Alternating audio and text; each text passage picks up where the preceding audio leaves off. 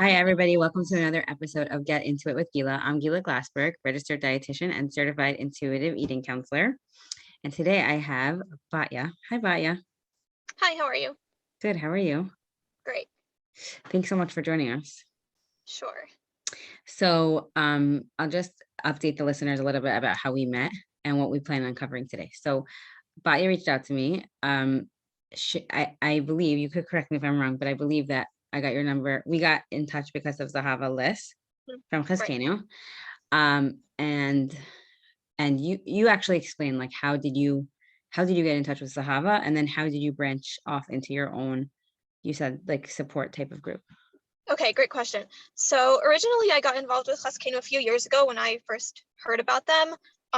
In the past, I dealt with an eating disorder, so Cascano was kind of like something that applied to me, and I started going to some of the groups and things like that.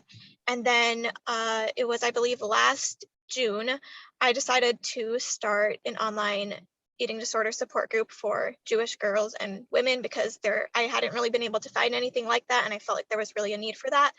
So I wasn't really sure how to start something like that. So I reached out to Zahava, and she was able to give me kind of some pointers and some guidance, and that's kind of how we connected. Zahava is amazing. She was on the podcast also. So Mhm. yeah, she's incredible. So do you mind sharing with the listeners, like, a little bit about your diagnosis of an eating disorder? When did it start? Like, how did that come to be? Yeah. Yeah, so it started in 11th grade. I just went through like a very stressful period in life, and that was kind of how it started. And then I spent the next couple of years kind of in and out of treatment until I was in a better place. And then I went to college. Now I'm graduated. I'm working as a graphic designer, and that's it in very short. I'm not sure if there's more Yeah. detail you'd like or.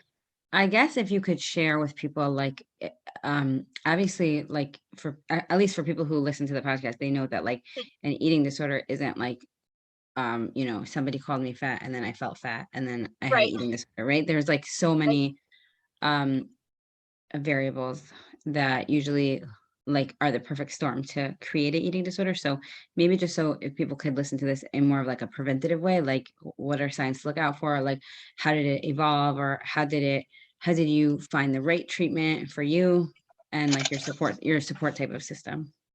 Sure. So I guess the reason it started was because like my life felt very out of control, and there were just a lot of really chaotic things going on, and I just felt like I couldn't breathe, and like I needed something to kind of like ground myself and like feel like everything was in control. So I guess that's kind of the perfect storm you're referring to of how it started. And I guess preventative wise, my advice would be like if you're overwhelmed or struggling, like reach out for help. And like I'm also a perfectionist, so that also played into it because I was putting a lot of pressure on myself to excel in like all these different areas. So that's definitely something that I've worked on. And another piece of it, if that makes sense. So at the time you were in 11th grade, did you feel like, like you said, reach out for help? Did you feel like you were able to reach out for help? Like, in retrospect, is that, Yeah. So yeah. I definitely tried, but not enough. And like I'm someone who's very like it's very hard for me to be vulnerable and like express if I'm struggling. So it also took me a long time, and I didn't really take the steps I needed to like reduce my stress. Mm-hmm. So that's definitely also a part of it. I hope I'm I, answering your question. yeah, no, I know, like, for clients who are really, really struggling, and, like, let's say, like, nothing in outpatient is helping, right? Like, you're giving them the advice, but they're not able to do it. Like, I always say, like, you have the tools, but you can't access the tools, right? Right. So it's like your brain has been taken over by this disorder. So it feels like you try and you want to try and you want to get better, but, like, the eating disorder thoughts are, like, so strong. They've like taken control, you know? So um I know I've heard that story many times from clients. Like, I know I shouldn't be thinking this way, or I know I shouldn't be behaving this way, but I really feel like you said, like, it was the only thing that was, like, your coping mechanism. Like, the Yeah. disorder was your coping mechanism because life felt so out of control. Were you aware that that's why you were using it? That's a great question because I didn't even realize like what was going on. It took like months till I actually like acknowledge like there's an issue here, because like I didn't it kind of started off as like just trying to be a little more conscious of what I'm eating and just eating a bit more, I guess, healthfully, but then it kind of turned into like something that was just a way to like control, like to feel in control. And yeah, I didn't really realize it at the time. It took me like months to kind of be able to like look in retrospect and realize why it happened and why it happened when it did, if that makes sense. Yeah. So what did your recovery journey look like? Did you get when you said you were in treatment, different types of treatment, what did that look like? So throughout 12th grade, I was just seeing outpatient, like a dietitian, a therapist, but it didn't really go anywhere and I was still really like struggling. So then I went the summer after 12th grade, I went to a partial hospitalization program. Then I went to seminary in Israel, but came home mid-year and then went Mhm. back in treatment, like residential treatment. Was there for a few months, left, then went back the following fall. Fall was it? Yeah. And then again, it was like a process of several months and then um, spent the rest of the year at home. And then at that point I was doing well and then I went to college. So yeah, that's the long and Wow. short of it. So in 12th grade, you said you were seeing a dietitian and a therapist, and then you felt okay to go to seminary? Well, I really wanted to go to seminary and my parents said like, I went to treatment in the summer. So they said, like if you do well and your like support team, if everyone thinks that it's okay for you to go to seminary, then we'll let you go. And so I kind of just like pushed through it to go to seminary, but like I wasn't really committed to it. And I Right. wasn't really in a place where I like wanted it for myself. So it didn't really last. Right. Yeah. And then you sort of spiraled, like being so many different things going to seminary just was like again like the Yes. perfect storm. Yes. And then when you came back, you said you were partially hospitalization. It was residential when I came back. Oh, okay. Did Yeah. you find that that was like significantly more helpful than like let's say just meeting with no? Um, well, so before I went to seminary, I was in partial Okay. hospitalization, and then afterwards residential, and like it wasn't really a positive experience. I guess it was helpful on the technical level of like it was what I needed, but looking back, it wasn't the greatest program. But I mean, yeah, and also I feel like nothing actually helped me like mentally till I was actually ready to change. Right. Like Right. had Right. to be like my choice because for a Mm-hmm. while it was just my parents deciding like you need to do this. It's So actually a really hard. I mean, just it's a really hard to be like in the middle of it because like I know for my clients that are actually struggling with an eating disorder, it's like they're like on the one hand you want to be like you just have to do this even if you really really really don't want to, and on the other hand like that sort of treatment can really backfire. It's like you really don't know, and like you said like it's almost like a component of like amuna, like sometimes you're just like not ready unfortunately, and then like everything sort of clicks. yeah, um I actually read a book recently, like Lori Gottlieb, she wrote the book Maybe You Should Talk to Someone. I think I've heard of her. Mm. So I don't remember. I really liked that book. And then I heard her say, I was probably listening to her on a podcast, that she had an eating disorder and she wrote a journal all throughout the eating disorder. Um, and she had found it like years later, like in her 30s or 40s, and she published it. And Oh, it's a really interesting book. Obviously, like trigger warning, like for anybody who it could trigger.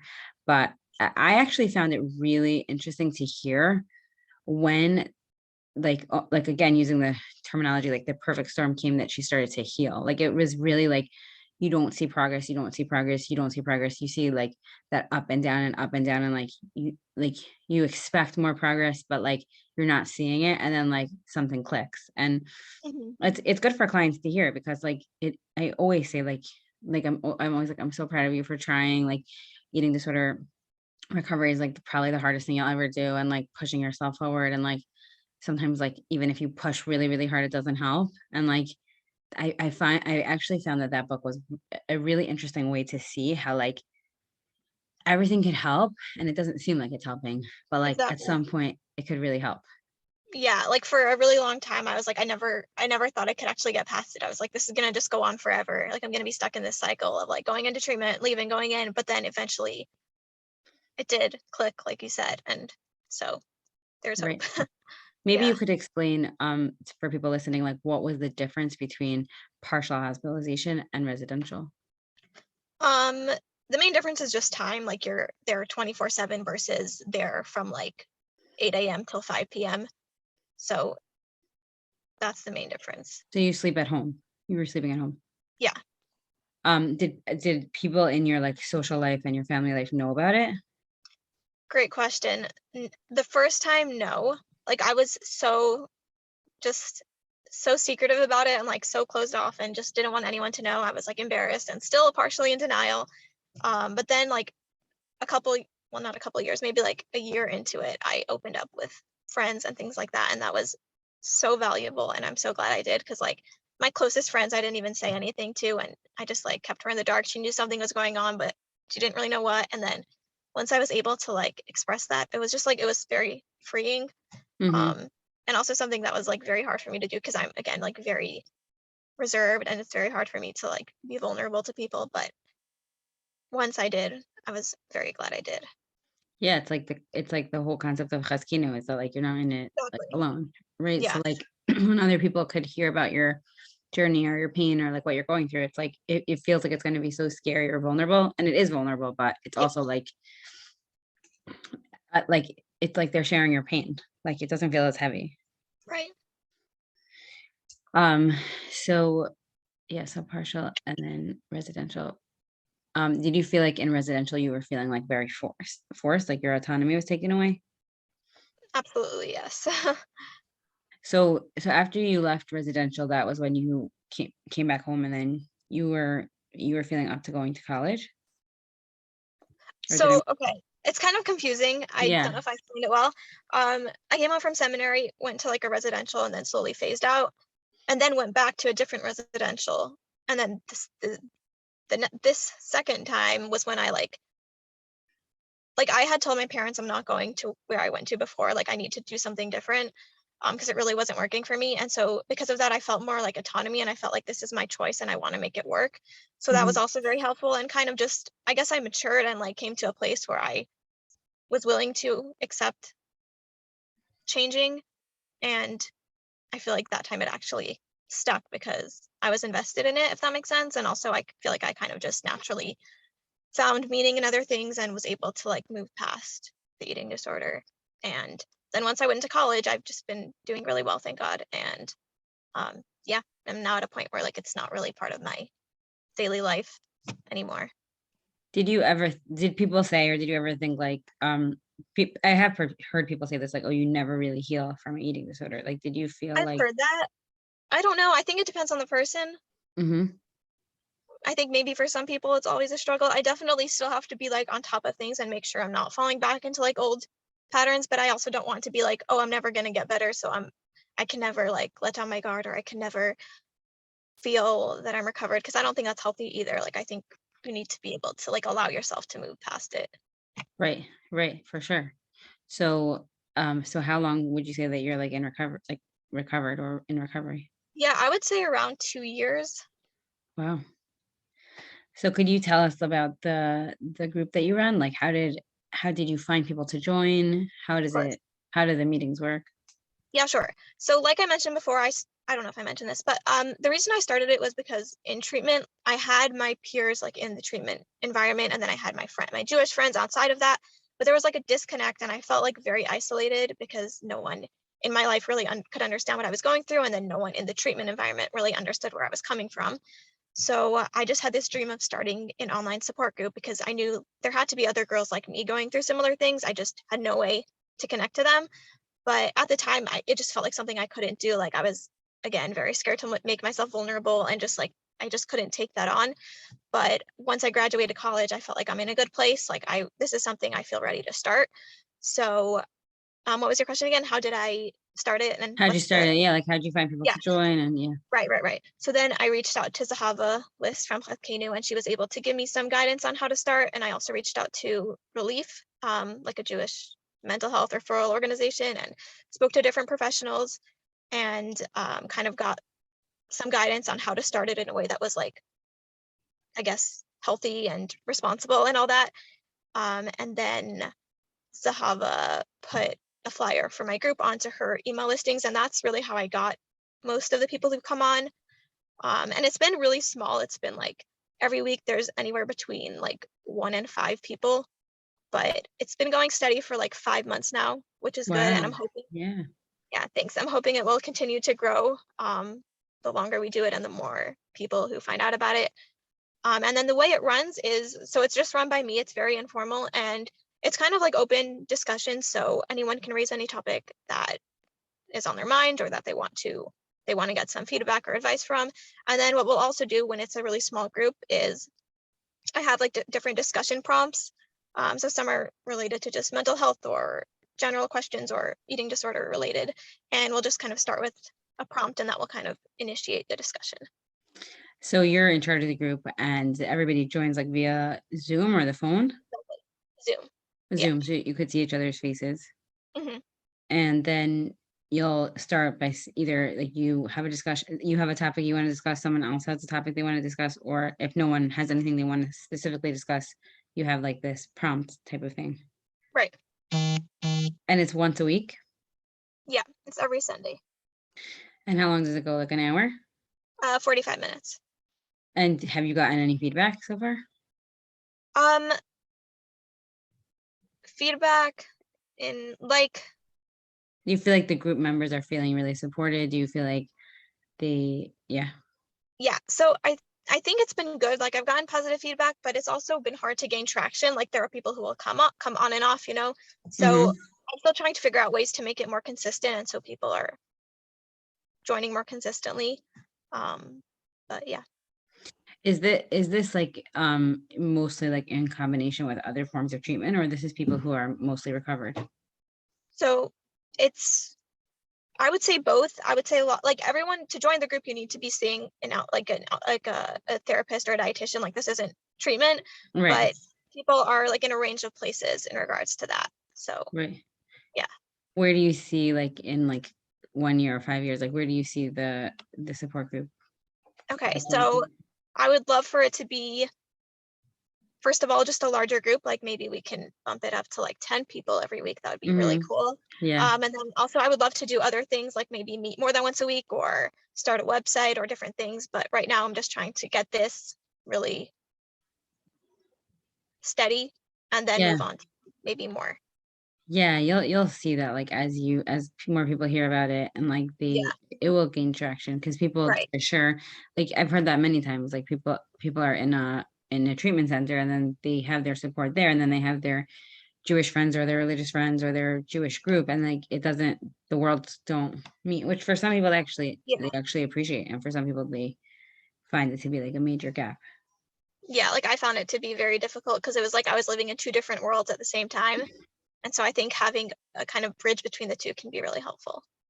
Totally. And what did you go for in college? Was it anything eating disorder related? No, graphic design. Graphic design, right? You said that. Do you see yourself doing anything besides for the support group, like in eating disorders, or it's like too heavy I for you? don't think so. For now, it's just this. It's kind of like something I'm passionate about and want to continue to pursue, but I guess we'll see. Is there anything that you would want, like, like teenagers to hear? I actually, my eating stuff also started mainly in 11th grade, so like that could be like a very hard time for teenagers or just like parents to know like what to look out for, not to be an alarmist, but like, what would you say is like important for people to be aware of?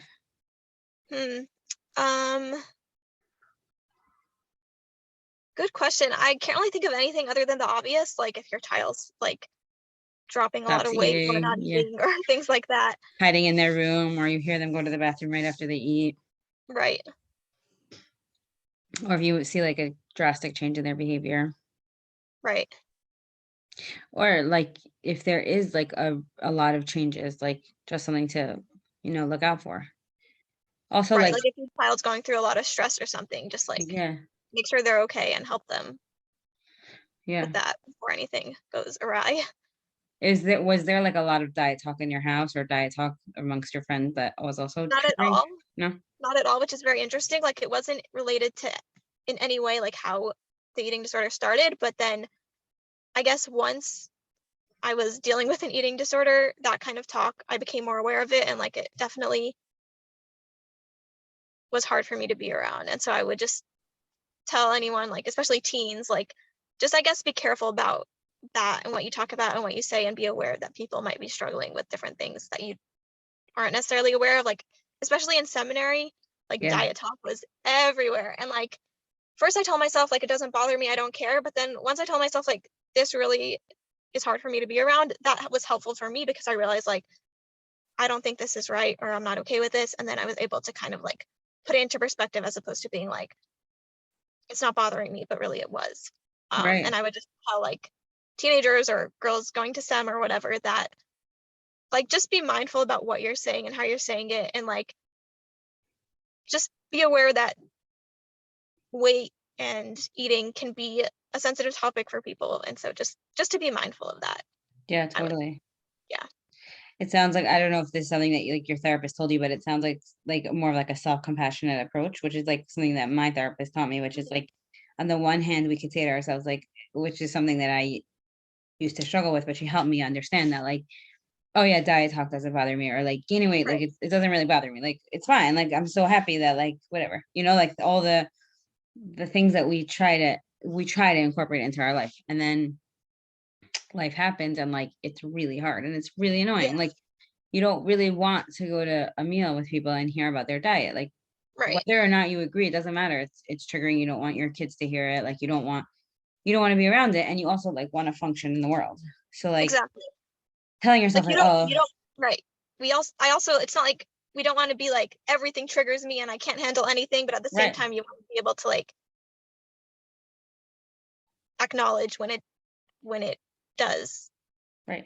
feel that way. So yeah. Right. So if this is helpful for any of the listeners, like that would be like, I guess the two different ways that would look. The one way would be like, yeah, whatever, I don't really care. Like weight's like not important, obviously, right?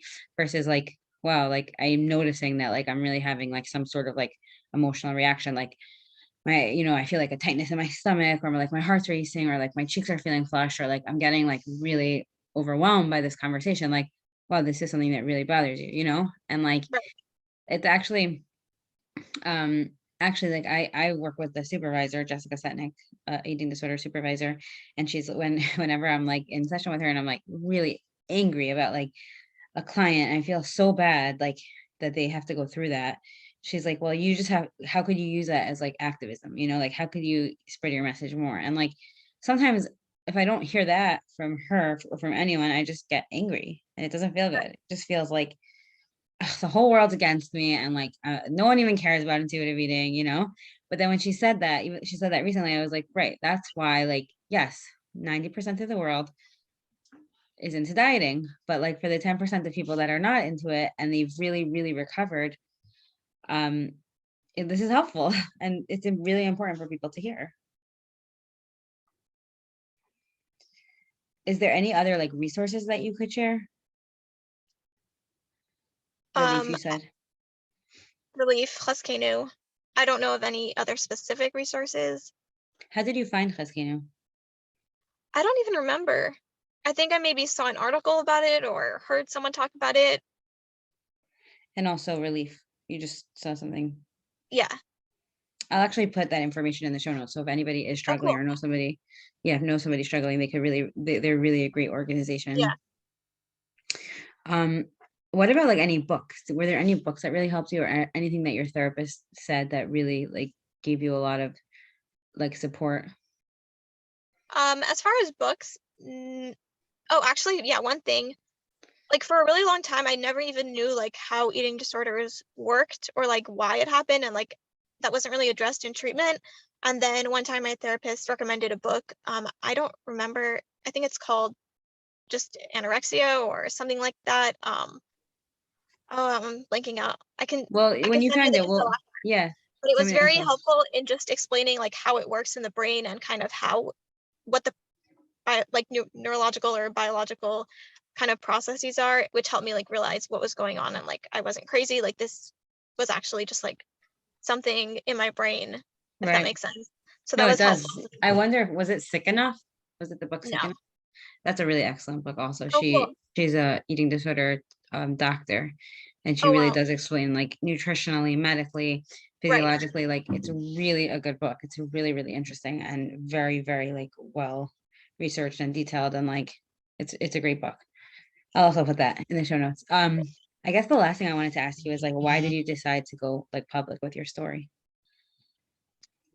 Um, I would say I'm still not totally public in the sense that like I am still selective about who I share it with, but I definitely have become more comfortable being in a bit more public settings such as this because I just have become passionate about it and it's something I care about and I feel like I'm not like in a place that I'm ashamed anymore and I'm more just like I want to do good with it.